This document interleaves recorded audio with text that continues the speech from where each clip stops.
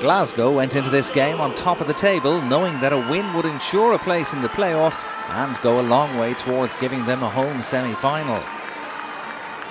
Scarlets also had lots to play for, starting the night 5th in the standings, but just outside the top 4 on scoring difference. They went into the game in confident mood, having won 6 of their previous 7 games in all competitions. Scarlets had won their last 4 home matches and opened the game very positively. As early as the 4th minute, Owen Williams put the Welsh side ahead after Glasgow, and John Barclay in particular was penalised as Jonathan Davies made a break. Williams' kick was good, and the Welsh side led by 3 points to 0.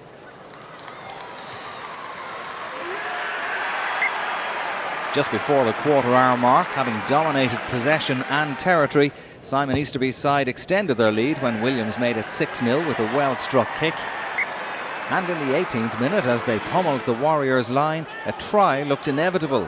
The Scots defending as Scarlets went through the phases, but eventually the dam burst, and it was Ken Owens who barged over the line from close range. The vastly experienced hooker, who extended his contract with Scarlets by 2 years last month, showing his value to the club once again. Williams couldn't miss with the conversion, and it was 13-0.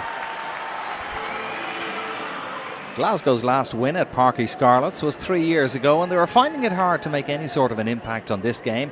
It was midway through the first half before they put their first scores on the board. A really good penalty from Rhodri Jackson to reduce the deficit to 10 points, 13 points to 3.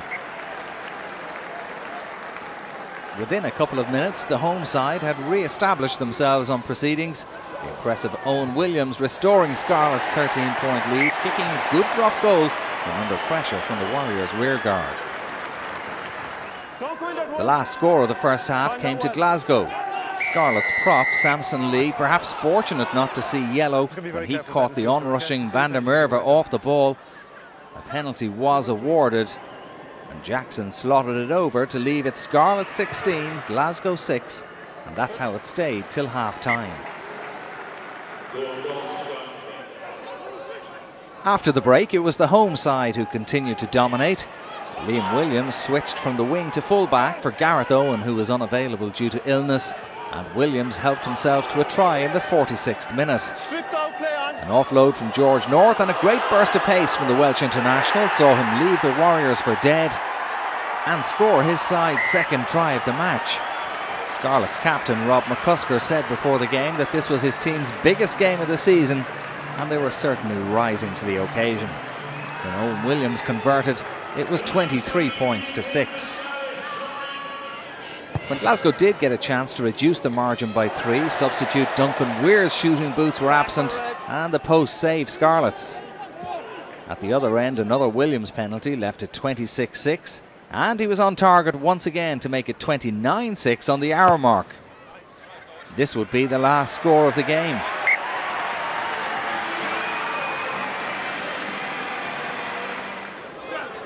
Right at the death, substitute Gareth Davies, on for his namesake Aled, almost scored a lovely try, only to be denied by some last-ditch Warriors defending. A great break by Davies, and if he had got the touchdown, a super score.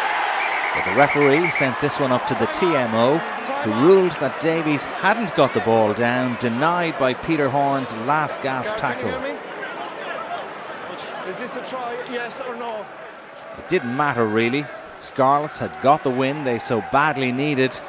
Glasgow coach Gregor Townsend will be disappointed though.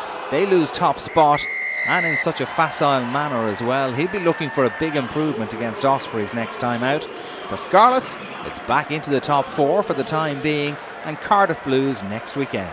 Final score, Scarlets 29, Glasgow Warriors 6.